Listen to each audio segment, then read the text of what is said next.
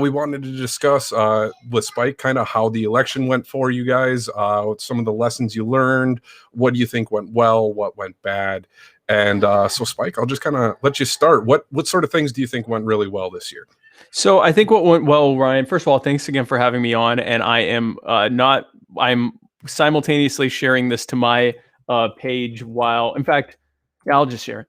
I'm simultaneously sharing it to my page while I'm talking with you. One more time, I'm live on Libertarian Candidates. Which one of those is yours? There's like 15 fake ones now. Okay, I'm just gonna say I'm not gonna try to. I'm sharing it so it doesn't need to tag you. So okay, cool. Yeah. Hey, everyone. So what did we do well? I think one big thing that we did well is we actually ran a fully libertarian ticket. And I don't just mean that we didn't have history in the other parties like some of the most recent previous tickets did. I mean, in terms of our actual policies. I don't have negative things to say about Gary Johnson. But he definitely, or Bob Barr, but they definitely had many things that they were libertarian about, and they did a fairly good job of putting our message out there. But there were also many things that they weren't very libertarian on, subjects that they weren't all that libertarian on, or they were only partially libertarian on, which is okay. But why not run a ticket that actually supports all of the platform? And that's what we did. And we were able to show that we were able to do that and get more votes than Gary did the first time that he ran. That's a good thing. And we were able to do that in the midst of we got a pandemic. We have a pandemic and lockdowns. Yeah. And don't forget how contentious the top of the ticket was. I think if you look consistently down ballot in almost every state, down ballot candidates did 3 to 10 times or 20 times better than Joe did. I think the top of the ticket being so contentious put a lot of people into the voting for fear situation. I think that was very much an issue. And in general, during years that incumbents are running for re-election for president, third parties don't do well. We actually did the best that the Libertarian Party's ever done during that kind of year. Remember, 2016, there wasn't an incumbent running for re-election. So all that combined, largely we did good in that way. We excited the grassroots in a way that hasn't really ever happened in the Libertarian Party, which is why the membership grew 30% this year to the highest level that we've had. It has the number of registered libertarians that have registered with their state as libertarians is the highest level it's ever been. It grew, I think, 19% just since March. And to the highest level that we've ever had. So a lot of really good things happened for the future.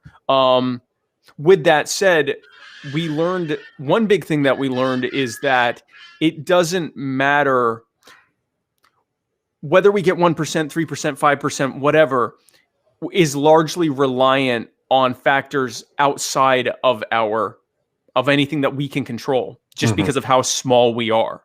We have incredible activists who do amazing groundwork. We aren't big enough. We don't have enough of them to be able to contend the election or even try to break into the double digits. We are reliant on factors like, is an incumbent running for re-election? Are we able to effectively be able to get our message out there in-person campaigning? Is the media going to pay any attention to us? These are all factors that are at least somewhat out of our control. And the only way we can change that is by growing the party to an extent that we, that we aren't reliant on that, where we have enough people in our actual movement and a big enough voter and support base and activist base that we create the news that people come to follow, and that we, don't rely on those external factors that we have no control over. So that's my focus moving forward for the next few years, is to grow this party into something that into a formidable force that we can contest elections at the local level, at the state level, at the federal level. And to that end, I've actually started on Mondays and Thursdays. I have a show that I'm doing on my social media called Culture of Winning. We are talking to libertarians who have been elected to office to see what it is they're doing. What is their formula for winning? And how can we replicate that blueprint to win elections across the country? So that's a big takeaway there. I think another takeaway in terms of the campaign that we could have done better is we often weren't talking about what the general public was talking about. So we went in saying things like, we're going to end the wars and bring the troops home. And that matters. And that's an important thing. No one was talking about it. And it is in the general public, in the normie public, that's not even a concern of theirs right now. There are many people that don't even realize we're still at war. And if it's some abstract thing they're not even worried about. And that's not good. And we need to change that. But the way that we change that is by getting into office. And we get into office by talking about the things that people are concerned about. What people were concerned about this year was COVID and the lockdowns and police brutality and the protests and the rioting and the looting and these were things that people were primarily concerned about. And we needed to be messaging a libertarian message about those things, because they sure as hell weren't going to get it from Republicans or Democrats. They weren't going to get a solid answer as to why the lockdown, why the pandemic is as bad here as it is. They're not going to be told about the fact that the government didn't allow testing. We needed to be the ones at the forefront of doing that. We did talk about it, but we often would then go and talk about things we wanted to talk about. People were concerned about healthcare. That needed to be a major concern of ours. So I think we learned that you got to jump on those 2-3 things that people are talking about and focus heavily on those things. But again, I think the biggest lesson that we learned is that we need to grow this movement into having the kind of size of people that are on the grassroots, that are doing the work that's already being done, but magnified much more. It is incumbent upon us to grow that movement, and that is my singular focus for the next few years, is to get people into this movement and to grow the party and to grow to inject our ideas into the mainstream public conversation that's being had every day about different subjects. That's what we have to do. And when we do that, and when we have a viable strategy to win in tickets up and down the ballot across the country, we can start having big wins. Absolutely. I think one of the big things that I've talked to a few of the candidates that have won this year, and one of the common things that all of them have told me is that their county infrastructure was strong enough to support them. Yes. That they had gotten that county, some of them even started the county affiliate while they started their campaign. And they did it simultaneously. They said, I want to run, and I want to get people involved. So in the course of doing both things, they built a county infrastructure that'll be there forever now, hopefully, to help support all local candidates. So I just put a caption up here, people. If you haven't, visit lp.org/join, and that'll get you into national. But don't forget to go to your state affiliate and join your local party, whether that's your district party, your state party, your county party. All of those things help grow the movement in significant ways. If you haven't, and if your local area, your county, your region, because some states are small enough where they don't bother having one for every county, they have one for a region or something like that. If your local area doesn't have an affiliate, work with your state affiliate to make one. They'll give you the help and the resources you need to be able to make your local affiliate and be the trailblazer that created that local affiliate. I traveled around this country. I went to 35 states. Over 60, I think we figured it was like 70 different locations that I went to. I went around this country, north, south, east, and west across the 48 states, interacted with tens of thousands of people. And here was my takeaway from that. The hard work that was being done every single day was being done at the local grassroots level. That was where the heavy lifting was happening. Yes, they were getting the support they needed to various levels from the national and the state, the national affiliate, the party and the campaign and the state affiliates. But it was at the grassroots level that the actual work was being done. That's where we need to grow this party and this movement, is at the local level. So join the party, join the LP, join your state affiliate, and either join your local affiliate, or if one doesn't exist, make your own. They'll give you the resources to do it. Yep, absolutely. I think most people may not realize, like, when you hear about the Republican Party or the Democratic Party, you think of this like ominous organization, and Yep. really, you might have, in your state, you might have, let's just use round numbers, let's say 10 million registered Republicans and 10 Mhm. million registered Democrats. Well, less than 1% of them are actually probably like signed up for the state party and Yep. involved. Yep. But just due to their sheer numbers, that gives them a much stronger organization. We as libertarians, starting with that small number base, if we're identifying as libertarians and we want to see more options in our local areas, Mhm. we have to take that initiative upon ourselves, I think, to get involved locally. Because, if we have 1,000 registered in my county, there might only be 10 of us that are dues paying. Yep. So, we those are numbers that are real that we have to look at and work on changing, I think. And if you have 1,000 in your county and you can get 100 of them to become dues paying and active in the local affiliate, you just grew a local affiliate that's probably bigger than your local Republican and Democrat affiliates. Yes. Yes. Because the Republican and Democrat parties, for the most part, aren't worried about their grassroots. I mean, it's there and they certainly want it to exist, but that's not their concern. Their concern is about spending hundreds of millions of dollars on, airdrop ad campaigns across the country. Their focus is on getting hundreds of billions of dollars in federal funding and crony corporate funding. They're not worried about the grassroots. That's good for us because we can leverage a grassroots campaign and actually, or grassroots movement and into grassroots campaigns and actually have, a larger local affiliate. And what that's going to do is for a lot of those locally activated, locally involved activists that are on the Republican and Democrat parties, they're going to look over at us and go, I agree with a lot of what they're saying, and they seem to be getting a lot more done than my affiliate is. You're going to get people that come over. Kalish Morrow, she won her race for Hanford, California City Council. Mhm.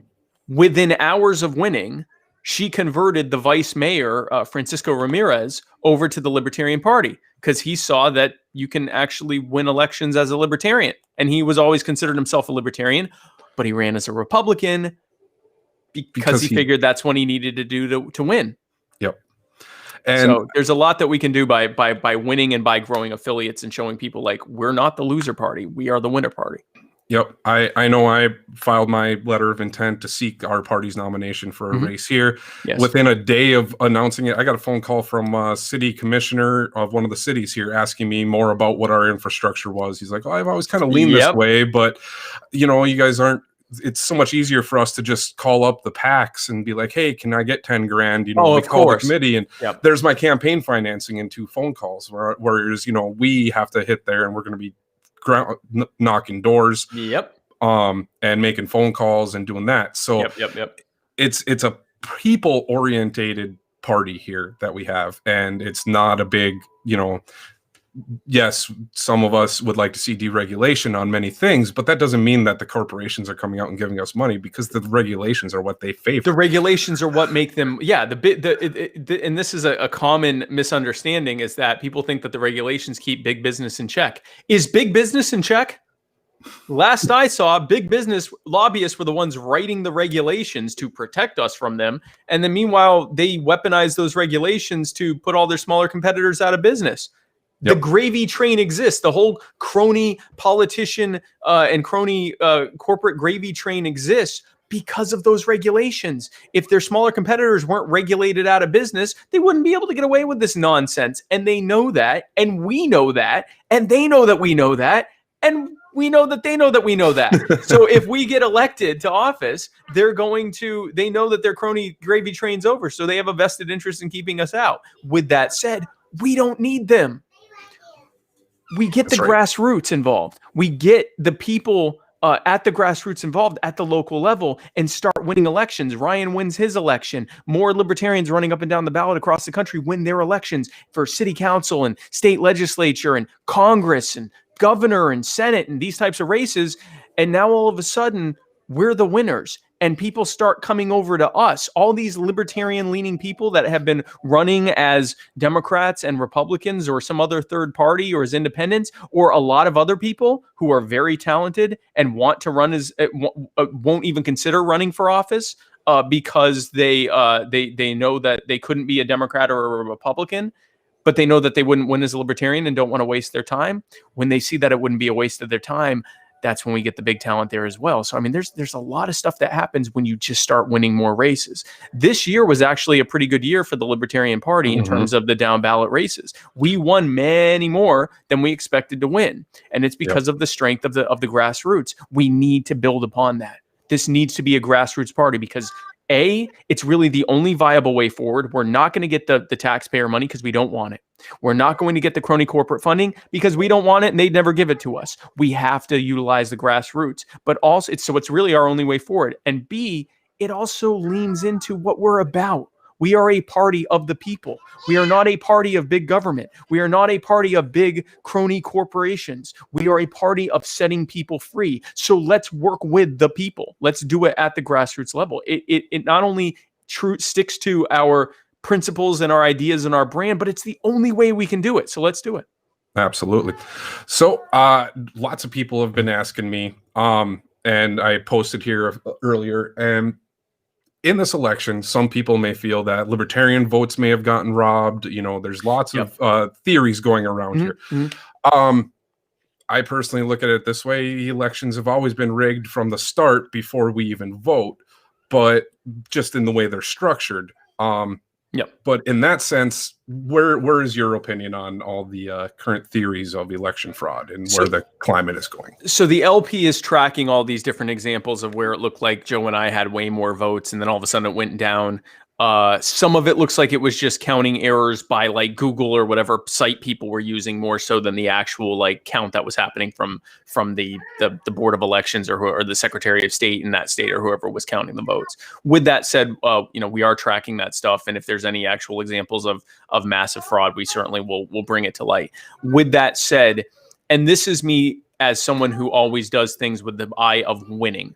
I don't do things to try to fail or lose admirably. I try to win. There is no amount of recounting that is going to result in Joe and I being elected president and vice president. Okay. So based on that, yes, we need to make sure that that all the votes are being counted the way that they were cast. We need to get rid of these types of regulations, ballot access regulations and things like that make it so hard for us to even get on the ballot in the first place.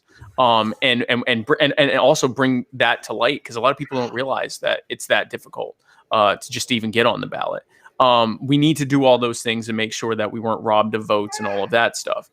At the same time, in my mind, again, the most important thing, every conversation about how we do well moving forward requires that we do the work. It is in front of us to do, and we just have to do it to actually get people into this movement, to actually grow this party, to actually share and spread the message, to actually take all these new people that came in supporting me and Joe and not lose them. In 2016, a lot of people were brought in and they were not utilized or engaged, and a lot of them just went off. We got to excite them for the next thing.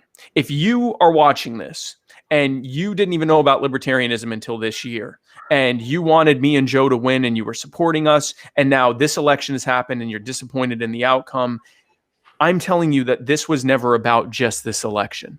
All the things that we are talking about are things that we can have happen. It will happen when we grow this party into a movement that can win these elections. And so what I'm telling you is stick around, because we're just getting started. This was not about a moment. This is about a movement, and we are growing a movement, and we're going to have achievable goals that we are going to be pushing for by the end of this year. Going into next year, there's a special election. Natalie Bruno is running for a special election in Oklahoma. If she can get a state Senate win, it'll be the first state Senate race we've won in a generation.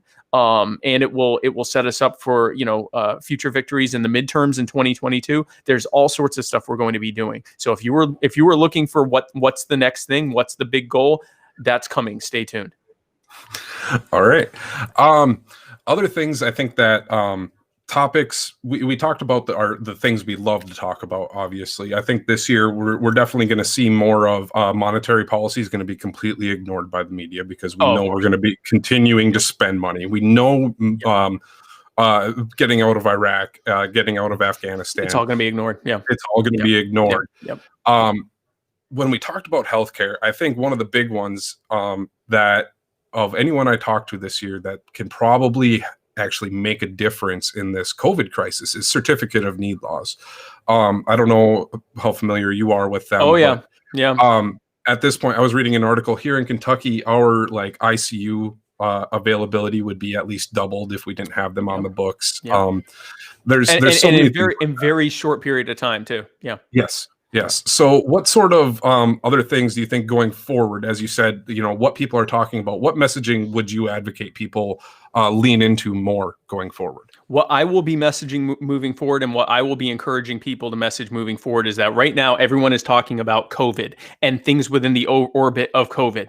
The virus itself, how it affects the economy, how it affects our healthcare system, all of that all feeds into the actual virus itself.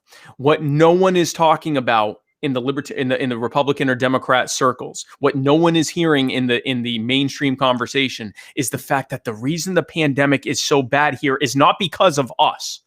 That's what we're told. It's because, you want to go outside and talk to people. It's because, you didn't wear that mask that time. That's why people's grandparents are dying. It's not because the states were putting COVID patients in nursing homes, even though the nursing homes were saying, we don't have the protocols in place to protect our patients. You're going to make them all sick. They did it anyway. And they died as a result of it. That's why the fatality rate was like 5 or 6% when the virus first came here, was because of underreporting, because the government wasn't allowing testing, and also because of the fact that the states were putting the COVID patients in nursing homes. It's their fault. They're the ones that caused the condition for it to spread by not allowing testing and by putting COVID patients among the most vulnerable population of all of us, people in nursing homes. It's their fault. And neither side is admitting to it, because there's no way to blame it on just the Republicans or just the Democrats. It would have to be blamed on the entire Republican system. So that conversation is never going to happen until we say it. So that's the number one thing we need to be saying, is that the reason we're even here in the first place is because of bad, authoritarian, centrally planned Republican policies that created this nightmare that we're in right now, first and foremost. And then going into everything else, the reason that healthcare is so bad right now is because of regulations and red tape and burdens and taxes, things like certificate of need laws, things like patent protections for drugs that have been around for decades, things like a regulatory structure that costs that makes up for 75% of the cost of healthcare. The fact that when you go to your doctor or go into an emergency room, you see one or two doctors, you see a handful of nurses, and there are dozens of administrators, not to mention the thousands of administrators that aren't there at the hospital. They're at regulatory agencies, they're at insurance agencies, they're at all these different levels of bureaucracy that all of your stuff has to go through before you even find out how much it costs, or before your insurance company finds out how much it costs for you to get the services that you require, which is what drove up the cost in the first place. So we need to lean on that as well. But it always needs to go back to the fact that we wouldn't even be going through this, and all these absurd lockdowns that even the World Health Organization has said are a bad idea. Long-term lockdowns do not lead to a reduction in the spread of the virus. They actually, at the very least, at the initial first couple weeks, they somewhat slow the rate of spread, but then after a month or two, it's like it didn't even happen. And during that time, you do, incalculable social and economic damage to people as a result of isolating them and taking away their ability to thrive and provide for themselves and to get treatment for things that aren't COVID, like depression and addiction and cancer and all the other things that are also things that people have to deal with. We have to lean into a libertarian message that it is the government that created the conditions for this pandemic to spiral out of control in the first place, and that all of their policies in healthcare, in the economy, and whether or not we're allowed to interact with our families, everything that they are doing is doing exponentially more harm than good, and is doing nothing to address the problem that they imposed on us in the first place. And that is what the message needs to be. And it's not going to end this year. It's not going to end. The people that, said, once Joe Biden's elected, COVID's going away. COVID's not going away. And even with the vaccine, COVID's not going away. I've shared something on my social media. The CDC is already laying the groundwork for saying that even after the vaccine is out, even after the vast majority of people have the vaccine, we still should be required to wear masks. We still should be required to socially distance. We still should be required not to have gatherings with our loved ones. We still should be required not to be able to go outside and exercise. They're still going to do all of this stuff to us, even after what they tell us is a 95% effective vaccine is out in the public. We have to lean into this heavily. because this is an emperor has no clothes moment. This is a moment where the vast majority of Americans know something is wrong. But every signal they're getting from politicians and from media and pop culture is telling them, no, everything's fine. It's your fault if you don't want to go along with it. And you're a bad person if you don't go along with it. This is an emperor has no clothes moment where someone, and this is us, need to be the people that go out there and say, no, this is wrong. You know it's wrong. And here are the facts. When we are the only ones telling the truth, not only is it imperative that this truth be told, not only is it imperative that we set people free from this nonsense that government has imposed upon us, but we also win as a result, because neither side can effectively say why this happened and how to get out of it, because it's their fault that it happened in the first place. All right. I'm starting to see some questions in here, some suggestions that you should run for governor in 2022. Are you going to run for president or Senate? Everyone wants to know, do you have? You just got out of it. I have to imagine you probably want to spend some time with your this family. month. Yeah. But do you foresee any political aspirations in the future? I don't want to run for anything that I already know, and you already know, and everyone watching this already knows that I don't have a shot in hell of even getting on the debate stage, much less winning it. It's a waste of time. I leveraged this vice presidential campaign to get out there and start working to grow the grassroots. And that is what my focus will be moving forward. I don't know what I'm doing in 2022 or 2024. I doubt I'm going to be running for anything in 2022, just because my focus is going to be on the midterms across the country for libertarians. So I doubt I'm going to be running for anything for 2022. For 2024, I really don't know. Here's what I do know.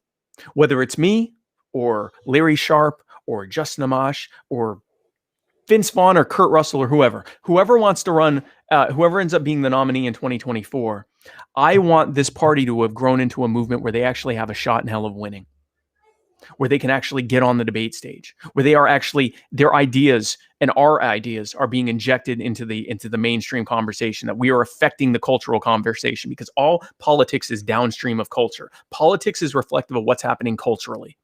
How people vote and what they demand from their elected officials is all reflective of what they believe and what they're talking about.